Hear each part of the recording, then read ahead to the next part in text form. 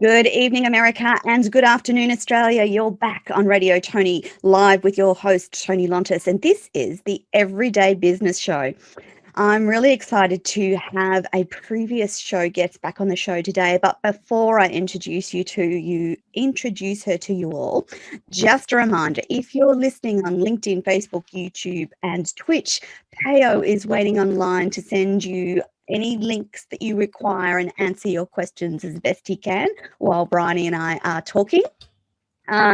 Just a reminder that on radiotoni.com you will find all the information and the links as well. So if you're listening to this while driving, just pop onto radiotoni.com and look under my guests and you will find information about Briony and the team that we're going to talk to today. Previously, we've spoken to Briony, and it was a great pleasure to be with her at the start of her journey. Briony Schadegg is HCI founder, director, and secretary. Briony used her time as a police officer, over 15 years of lived experience in dealing with trauma and challenges to wellbeing.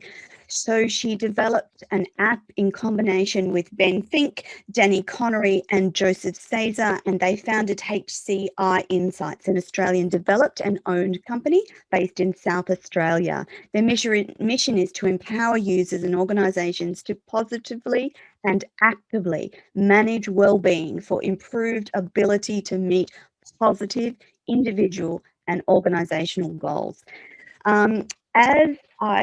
We've had Briony on the show before, we're going to briefly go over some of the things that we covered in the first show. And first of all, I thought we'd start by asking Briony about the Frank app, which is what we're going to be talking today. And Briony, I want to hand over to you to talk about you and the team and the development of the Frank app. Excellent. Thank you so much for that introduction, Toni. That was really humbling. It's awesome. It's great to be back on your show. So thank you for having me back again. Absolute pleasure. We'll get straight into it. So why we developed Frank. Basically, we want to set the standard of mental well-being. We want to be a global standard setter and also set the standard for social responsibility with tech organisations as well, and really push a positive well-being impact on the world. I deal with mental health every day. I deal with a wide range of it, so from the mild through to your worst nightmares, and I won't go into too much graphic detail about what I've seen in policing, because I don't want those images in my head, so I certainly don't want to put them in other people's heads. But that's what I'm doing it for, is because of what I see every day. I see your worst nightmares every day, and I want to prevent that happening to you and your family.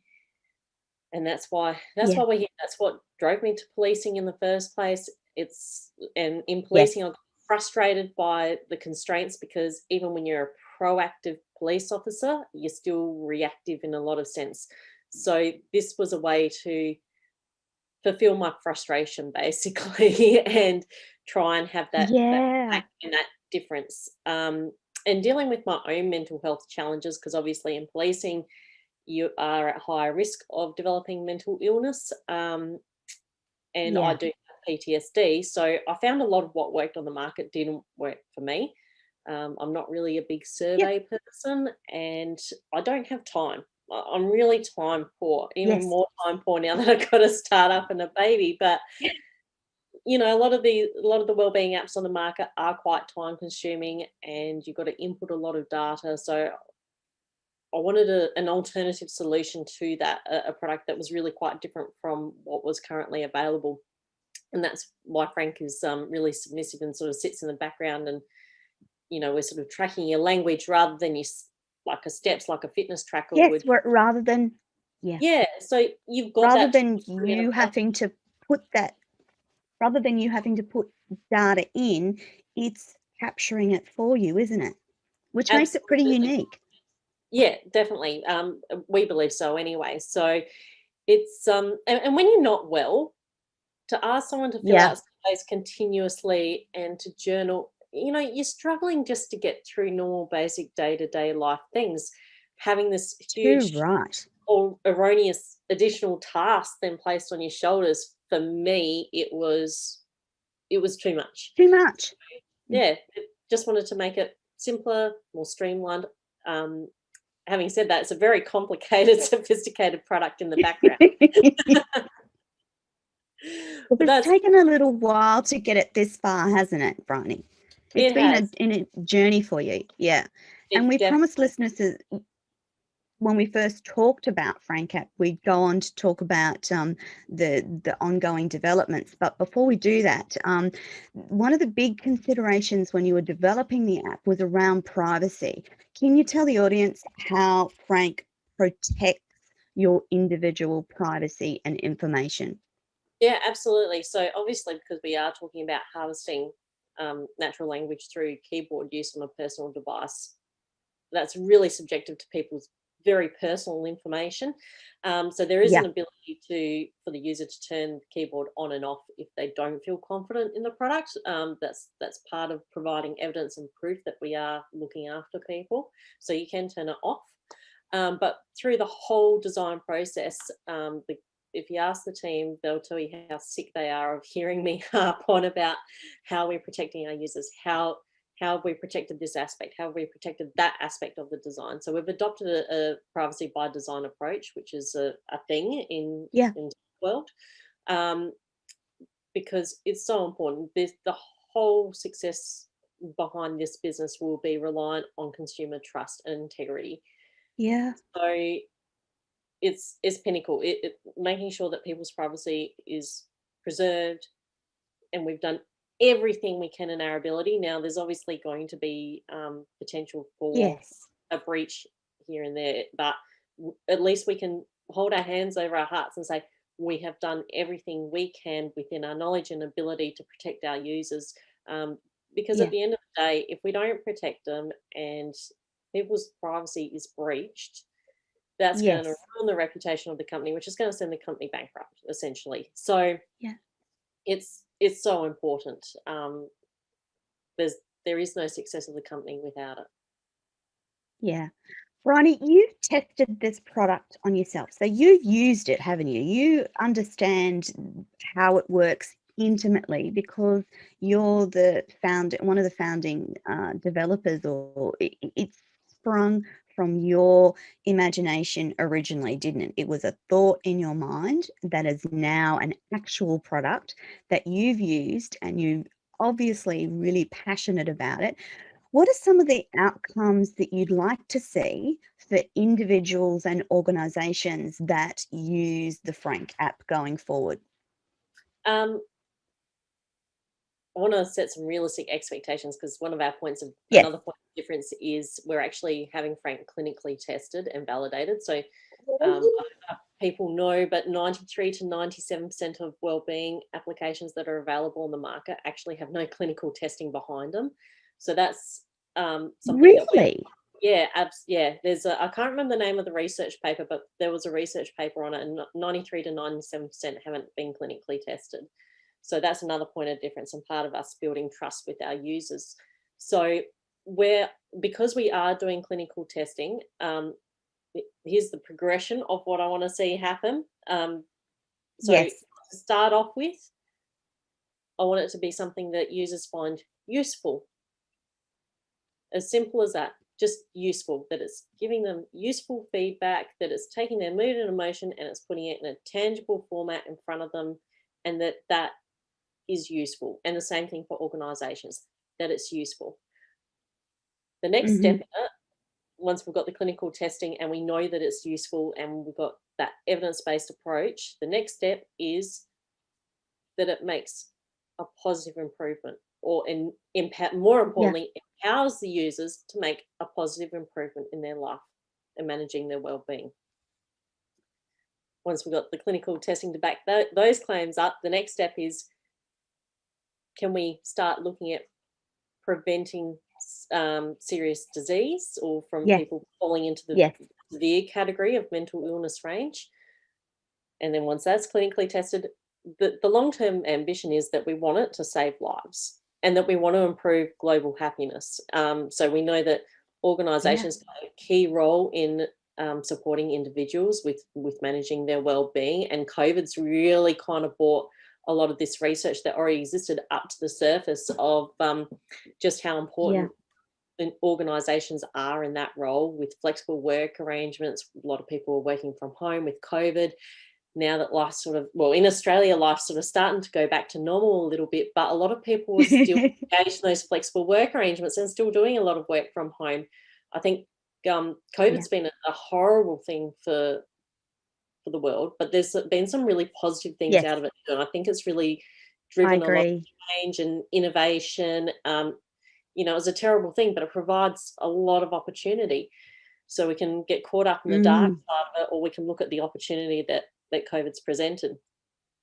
But with new opportunity comes new challenges. So that's where I see Frank again sort of stepping in and hopefully making a difference there, so you can actually measure how these things are starting to impact you and measure those changes and tweak it. So, you know, you can have the best program in the world in mind that's worked great for 100 other people, but it might not work for you.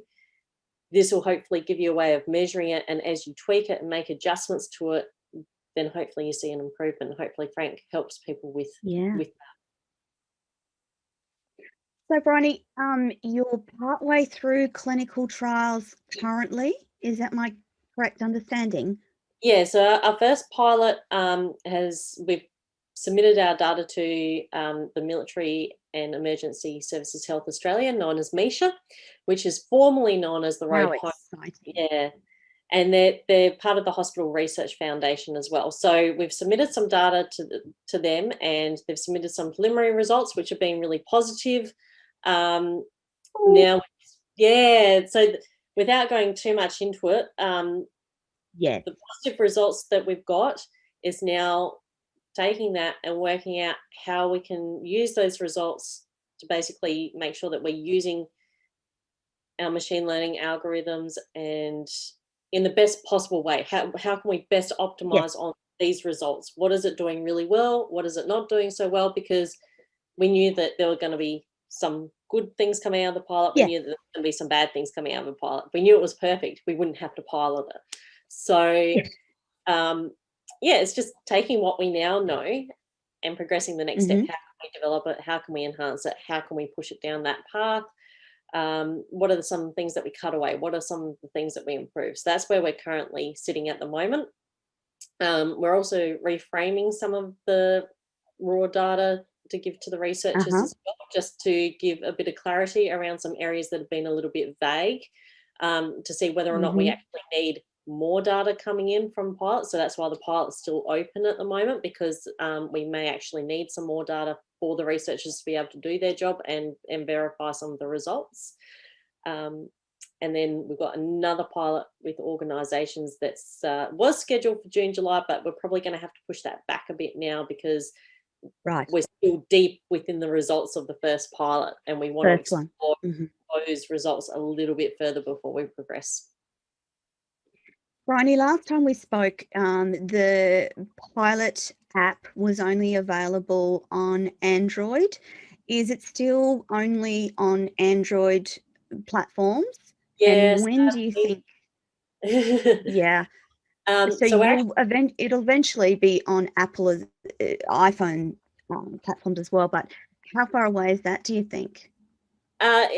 The short answer to that is it depends. So we're actually doing a capital raise at the moment. So we had built the machine learning algorithms. Anyone who's sort of familiar with Android versus iOS will know that iOS in particular can be quite sophisticated and expensive to design for. But we had the machine learning algorithms, and we wanted to get it clinically tested so that we could progress things along, and then we've got some evidence behind it's going into a capital raise as well, to give investors some insurance and reassurance as well.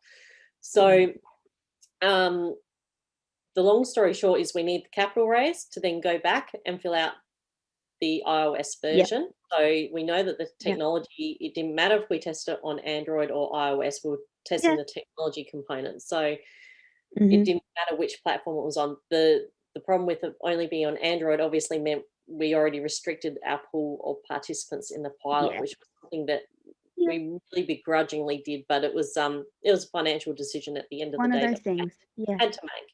So if there's any investors out there who would like to come in on this capital raise, please give me a buzz. I was just going to say, let's tell the audience about what a capital raise looks like and the information that you want to, like, I'm fascinated. I've never been involved with a capital raise, and I dare say it's not been part and parcel of what you've ever done before. So tell us about that process, what it looks like, what you have to go through. You're shaking your head going, oh my God, it's a nightmare. But anyway.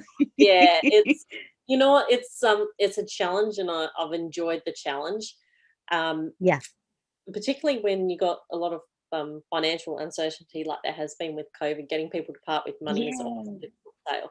So people love the product, they love the idea, but it's because what we're doing is revolutionary. We are doing a massive disruption to the space. It is really unique, and there's nothing else out there. People get really excited about it, but there's this big risk factor also involved with it, which is why we're going through the clinical testing and doing everything else. So that's been the challenging part. And I come from a good family, but obviously knowing people who are in a position to invest is a completely different demographic. Different area, isn't it? So Yes, I having to agree. expand your network. So you're having to talk to people.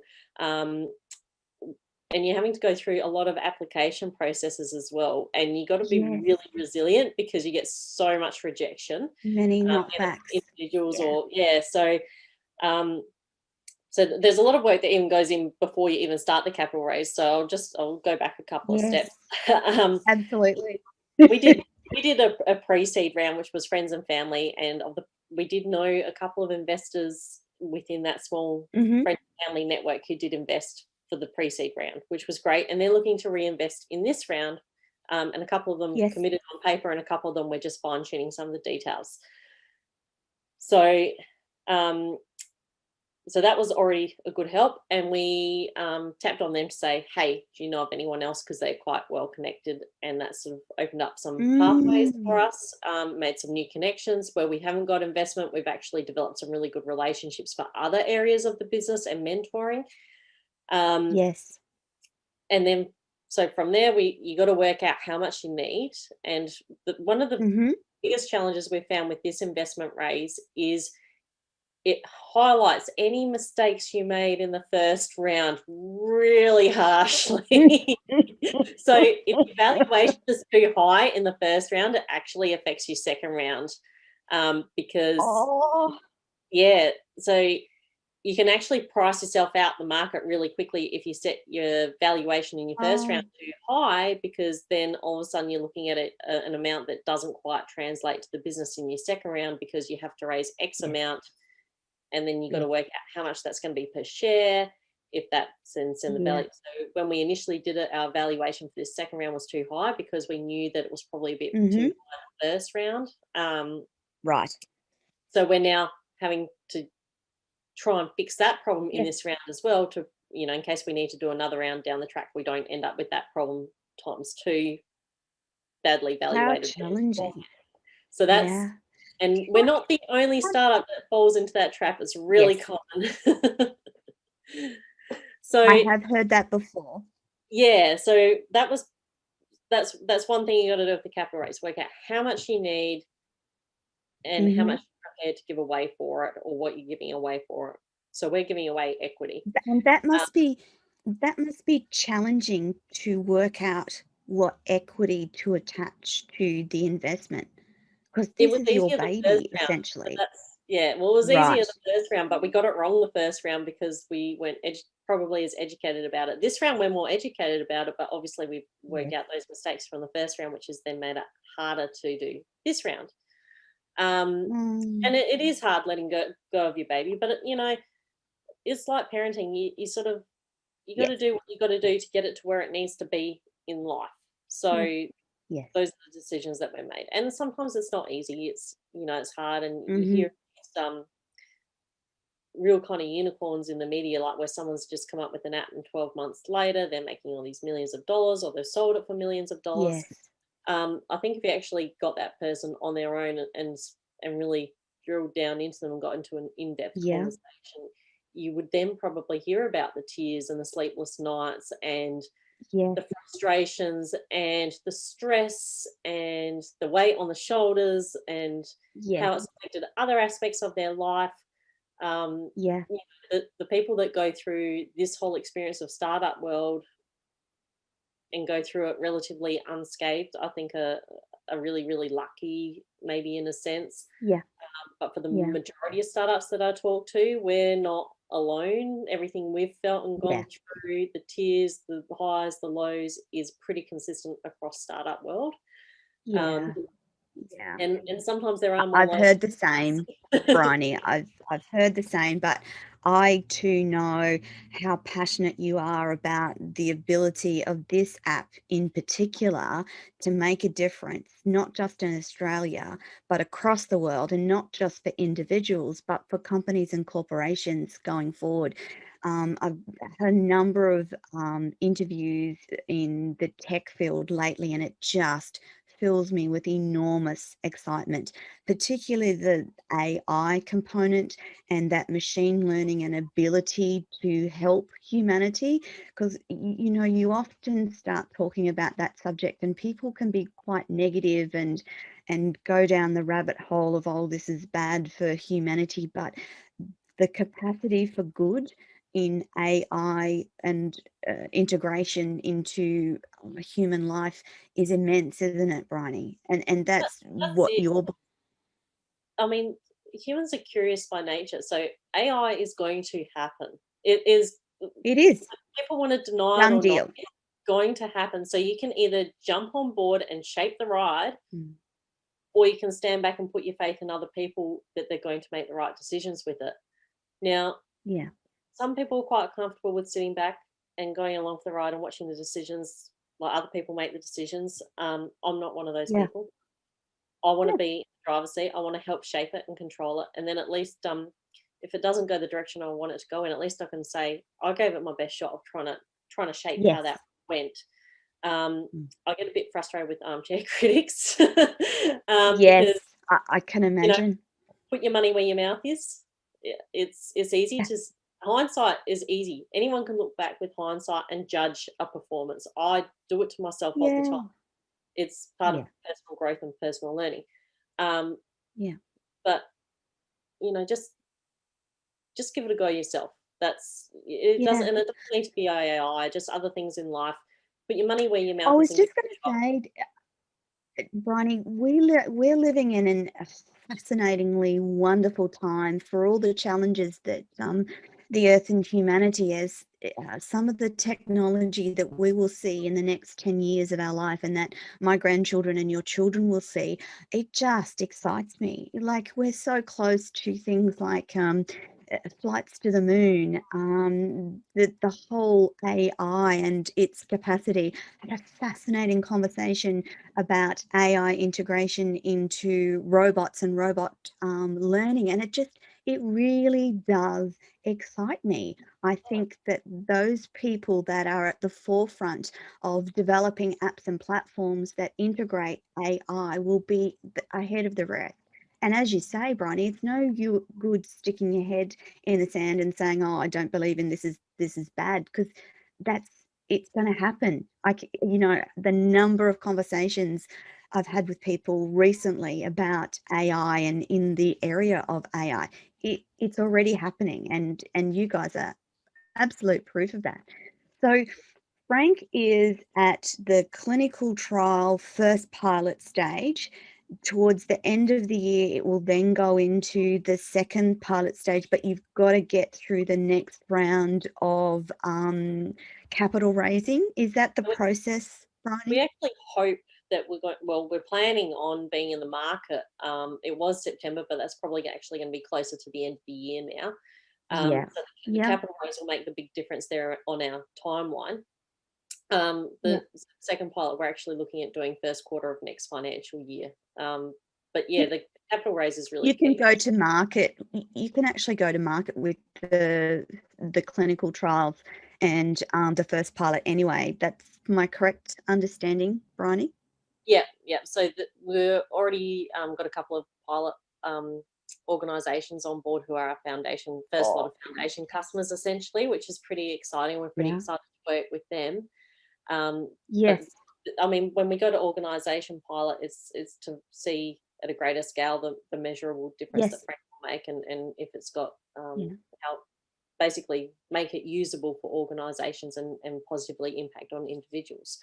So, but the actual machine learning algorithms would have already been tested before that, which is what this first phase pilot was about. So for the participants that were in our first phase pilot, Frank looked quite different because we needed to test the algorithm. So it wasn't even the product that we had in mind for the market release. It was so there was a lot of surveys and stuff like that, but that's because we needed to test the algorithms. The surveys, they'll come out for the end product. They were never going to stay in there. But you needed to do rigorous training at that point to check that you had it right. So it was a big ask of our participants to see it. It was really, like I said, I'm not a survey person. We knew it was going to be really taxing for them, and credit to our participants, because most of them got a lot further through the process than what we expected, and quite a few made it all the way through to the end, which was fantastic. So, and we did get some great data out of it. It's just weighing up if we need a bit more to get some more fine detailed results on some of the areas that we're a bit vague on at the moment. Briony, are you at liberty to talk in an overall sense about those pilot organisations and what they'll be going through in that next phase? Yeah, absolutely. Without mentioning their names? Yeah, I can mention a couple of them. So Police Health, which is a members-only private health insurer. They're Australia-wide. So they've also got another fund called Emergency Services Health, which is another private fund, which is not-for-profit as well, members-only fund.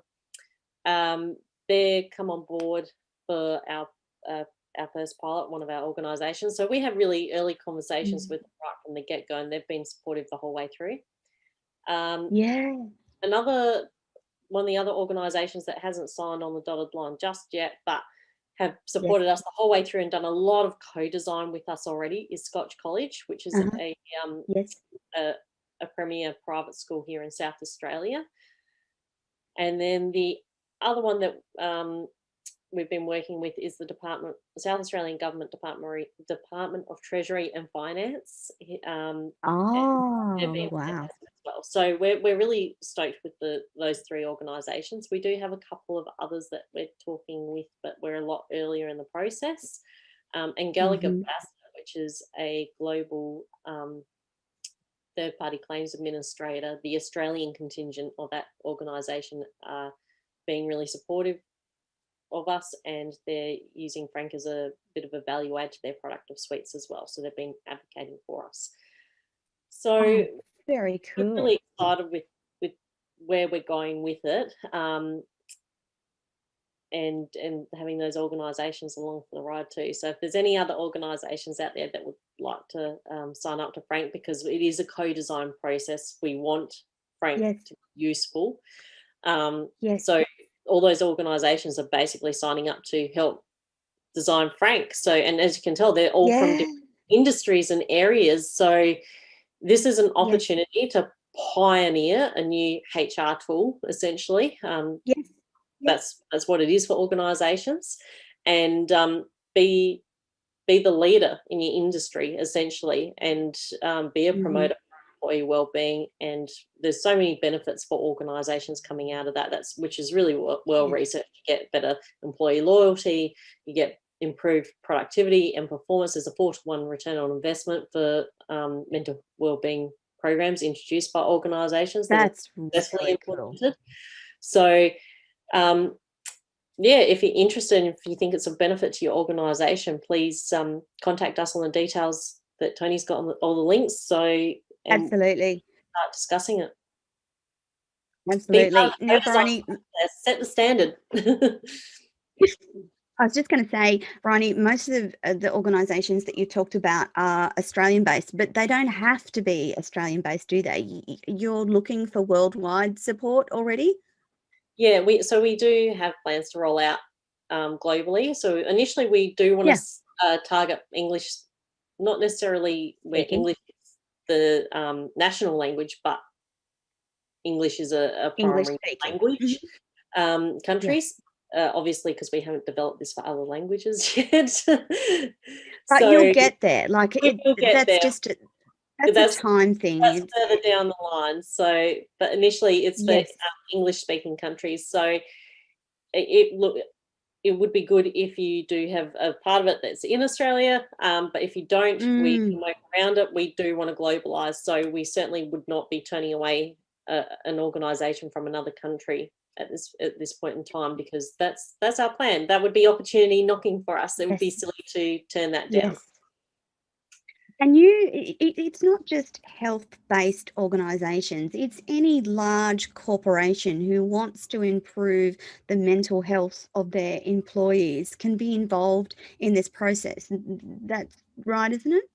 Yes, yeah, just improving organisational performance and gaining that competitive advantage. So, and the way we help organisations do that is through improved employee mental well-being. So, Yeah. you know, the idea with the organisational dashboard is, let's take the example that everybody's familiar with, COVID. Again, let's talk about that. Yes. So when COVID first happened, we know that it impacted organisations. All right, so you wouldn't need Frank to know that that had a really negative impact for a lot of organisations. Yeah. But what you might have used Frank for is to measure everything that you implemented to counterbalance And see the if it worked.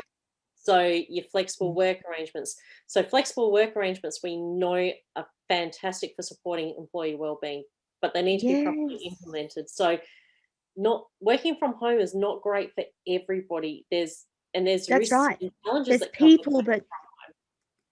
Yeah, but people are more prone to do longer hours if they're working from home because they feel they've got to make up for it and prove that they're doing the work. So burnouts actually are higher risk for people working from home. So social okay. isolation is another huge factor as well. Yes. And Yes. obviously, in Australia, we do have an issue with domestic violence, and you're leaving people vulnerable to domestic violence incidents at home. They're not getting that respite that they would get if they were going to work. And there is liability on the employer, because even though you're working from home, the employer still has to ensure that That's you have right. a safe working environment. So how do you, as an organisation, best protect yourself in a scenario like that? We've got an employee who's being subjected to domestic abuse or domestic violence, and Yes. there's an increased risk for injury because they're now working from home. So how do you manage that? How do you handle that? How do you measure the impact of all of that and Yeah. address your liability as an organisation with all of those factors? So that's the problem we're And looking Frank will for. help with that. Exactly. That's what we Frank, want yeah. Frank to do, is to help those Yeah. organisations take an example like that and really, if they can improve the employee well-being and manage those situations, think of the impact that Yes. that's going to have on your performance and your bottom line. Oh, You're not going to have people going off on sick leave. You're not going to have to pay workers' compensation. Um, yeah. they're going to be more engaged. They're not going to burn out, hopefully. It's about taking that information that Frank gives you and tweaking Mm. your policies, or you don't necessarily have to change them, but you can at least work out whether or not they're working and tweak them, and then you don't Yeah. end up with these other results. So the idea is to have Yes. that early implementation, and you've got that information there to act on it. So we really want to empower those organizations with making those decisions. Yeah. Yeah, yeah. I see so much potential, and every time I talk to you, Brian, I get really excited for what the future holds for Frank. I want to just quickly go back though to the next capital raise, and I want you to talk through the sort of investment partners that you're looking for and how they can connect with you to have a chat about that. Absolutely. So I think you've got the links up. Otherwise, you can I go to do. our website. Yep. Our website will have a link on there as well, or you can email me directly. The type of investors we're looking for, we would prefer people that actually share our vision. We know that Yes. we've got a great Yes. business that's going to be profitable, but we would actually, and to be honest, it's a capital raise and we're a startup, so We're probably not big, but the ideal investor for us is someone who shares the vision, someone, and obviously we know that different investors are going to have different capacities. So we're going to have investors that have got the capacity to be more hands-on and help guide us through and maybe bridge some of our gaps of knowledge that we have as a team. And that's terrific. We absolutely encourage that, and we're coachable, and we're ready for you, and we want you. We know that we're going to get investors who want to put their money in, know when they're going to get and their just money let you go. And let us go. And that's fine as well. You're still very, very crucial in helping us reach our vision and our goal. So essentially we're open to all different types of investors. We're applying for a couple of different venture capitalist funds as well, and we're also looking to do some grant funding that's available as well. So and then we're trying to draw some early revenue in too. So the minimum investment is 40,000, and you do get equity for that. So just best is to be transparent and open about that. That's because we're trying to keep this a simple investment round. So for the funds that we're trying to raise, we're essentially through grants, early revenue, and equity investment, we're looking to raise 800,000 Australian, and which is not a huge amount of money for a tech company, especially it's tech, not. which is what we are. And so because of the amount that we're raising, and to keep it as a simple investment round and to comply with ASIC, we can't go over 20 investors, which is why we have that minimum of $40,000. We also I was going to ask you how you come up with those. So thank you for answering. That was my next question. ASIC in Australia has got some very strict rules and guidelines around investment rounds. So that's why we have a minimum, because otherwise we might end up with more than 20 investors, and then it becomes a complicated round. And then there's other things that we have to comply with through ASIC to achieve that, which is more complicated. It draws up more time, more resources, and for the type of round that we're doing, we don't need to go into that. So we just wanted to keep it simple because there's not a huge amount of money that we're looking to raise. That'll get us to market as well. That gets Frank into the market and start having good in the community and helping organisations. So that's past the first pilot, past the second pilot, plus past all the clinical results and testing, and out to market, end of development, iOS version, everything. We're out there. We're in the Australian market, and maybe the global market already too, if there's organisations out there globally that want to sign on. So that's where it's going to get us. We've got the information memorandum available and a data room. That's all set, ready to go. Got some referrals in there. We've got financial plans. Everything's in more detail. So please drop us a line, and I will invite you into that room so you can have a look through. That's seriously exciting. And I'm just thinking 40,000 is not a lot of money to invest in something that is so exciting to be part of. And thankfully, you've answered that question about how you decide what money you attach to what investors. So can one investor invest 80,000, 120,000 versus 40,000? And being relatively new in trying to understand what capital raising looks like and how it works, how long before, so they get their money back, but is there a time on that, or they get an equity share? Like how do you decide those things? Yeah, so they'll get an equity share, so they can go up to any amount that they want. The maximum that we're raising is 800,000. So if somebody's, and we do have a couple of people that have already gone in. So two of them, one of them two of them, we're finalising the amount on. One of them's already committed. So that amount, if someone said, I'll give you 800,000, be like, oh, we'll take a little less because we've already got some investment secured.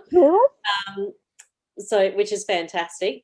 So anyone can, like, if someone wanted to come in and offer 300,000, 400,000, great, terrific. And it's so much simpler for me because that's less people I have to then manage along the way as well. And then, so for that, you get equity. So we've got shares. We'll issue Mm-hmm. shares at the end of the investment round. As far as getting money back goes, there's a couple of different exit strategies, but we feel that in the long term, the payout on the dividend is going to be more benefit to the investor than taking their money out. Having said that, this is the missing component out of the health centers on like that Android has and that iOS has. So I mean, Google bought up Fitbit to fit into their health center, and if you look at, I'm on iOS myself, and there's really nothing in relation to mood on my health center. It does everything else. It tracks my period, it tracks my blood oxygen levels because I've got my wearable. It tracks my steps, it tracks my heart rate, it tracks everything else, but it doesn't have the mental component. So we actually see that at some point, and we believe that this is, as much as this is going to sound hugely ambitious, we actually think it's incredibly plausible when you look at what's missing in that health center, is that a large tech company like Apple or Google will probably come take and try and Frank. acquire us. Yeah. So that's one exit. Yeah. And Briony, you don't have to be, you can be a mum and dad investor, can't you? You don't have to, be a high flyer, I guess you could say. You could just be a mum and dad investor that goes, wow, I just heard Briony speak on the potential of this app for the health of our future. They can invest just as well as someone else can, can't they? Absolutely. Look, if you're a mum and dad and you've got the 40K to spare, and I will say to spare because it is an investment, and any investment does come with a degree of risk. And anyone who's looking at investing, I strongly, strongly, strongly recommend that you get your own independent legal advice. As much as we have all our documents drafted by a legal professional, please go get your own independent advice to make sure it's the right investment for you as well. So not just that it's a safe investment, that it's the right investment. And all that information that we have available in the data room and on the information memorandum will help you then decide if that's the right investment for you. But please, if you do think that this is something you want to invest in, please, please, please let me know. Get in contact with me. I can give you the information. Then please go get your independent advice and make your decision from there. But I'm happy, and I don't want to take money from someone that it's not the right investment. I mean, I've got a really strong moral compass. So if it's someone who I can see is living on the bones of their ass, I really wouldn't feel, as much as this is going to succeed and I know I'm going to get a return on your investment for you, I just couldn't in good conscience do it to someone, because there is always that risk factor. And I've got to say, I'm heavily invested in this organisation myself. It's blood, sweat and tears and cash, cold hard cash is gone into it. But it's my company, so I feel more comfortable taking that risk for me. So I just, like any investment, just please get your advice. Probably doing myself a disservice by saying that, but That's why we love you so much, Briony, because I know that I know the process from the inception of the idea and where the idea came from. And just to go back briefly to that, it was your 15 years in police services and the trauma that you were trying to work through that spurred this idea in the first place of wanting to make it easier for people to look after their mental health proactively versus reactively and after the trauma's done. And it was your belief that you could create something that would circumvent PTSD, for instance. That's your hope, isn't it? That Frank will help pick up cues and mood that may prevent someone developing full-on PTSD, because no one wants to suffer PTSD. So in terms of policing and nursing and doctor related, and I'm thinking of the armed forces, all the armed forces, the potential for this app to be helpful in those circumstances is immense, isn't it? I know it will. I know it will with every fibre of my being. I know that we're going to make that difference. we're just making sure that we've got the evidence to prove it as well. Yeah. And I'm really excited that you've gone down the route of doing those clinical trials already, so that you've got that data to say, well, no, we actually know how this works. We know what, we know the why, we know the how, and here's the results. You have provable results that this has a positive impact on people's lives, and indeed will hopefully lead to saving lives. Because if the AI can pick up on moods that prevent horrible outcomes such as suicide, what a wonderful world to live in. Yeah, and I think it is really ambitious what we set out on, but if we achieve that, Yeah. I think I'll be one of the really rare people in the world that can say I've made a difference. Without a doubt. My life made Without a difference, a a doubt. positive impact, and that's a pretty special thing to be able to say. And I think Definitely. I believe that this will do that. So that's exciting. Briony, it's the only app of its kind in the world at the moment, isn't it?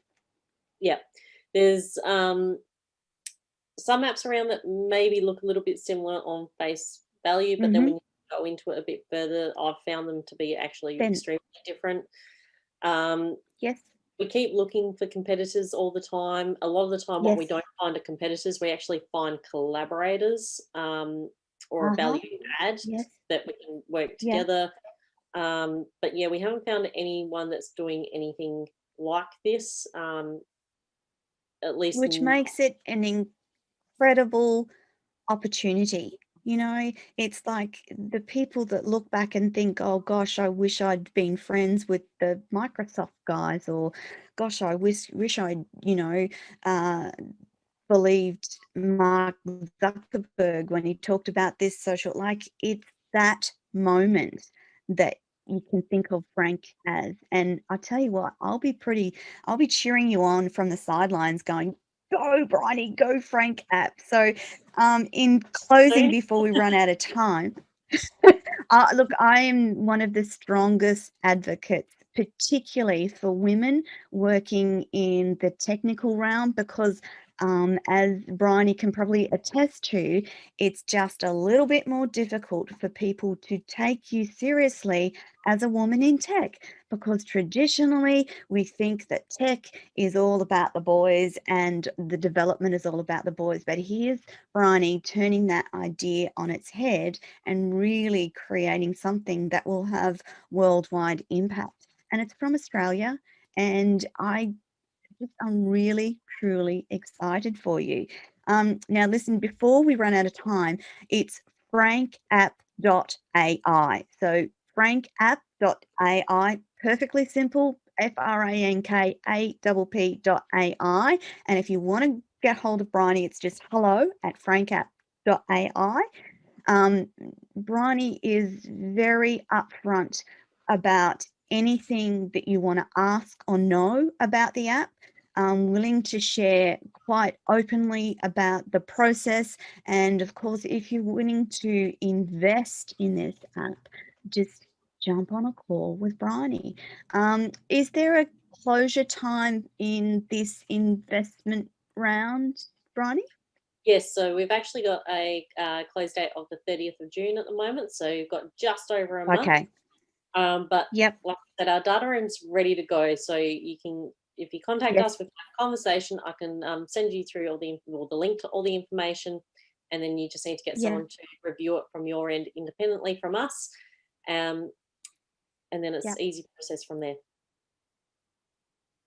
Fantastic. I'm so excited about what you've been able to achieve in the last little while, and knowing what it's like to be a new mum. And I think the first time that we spoke to you, Bubble, was the first time we spoke, Bubble was like tiny, and then the next time we spoke on the radio, he was little. And so that's quite an immense amount of work, blood, sweat, and tears that have gone into the FRANKapp so far. So amazing what women can do when they're passionately engaged in something that they believe will change the world, as I believe that the FRANKapp will do.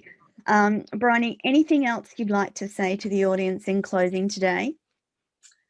Look, just a shout out to all the mums who work out there.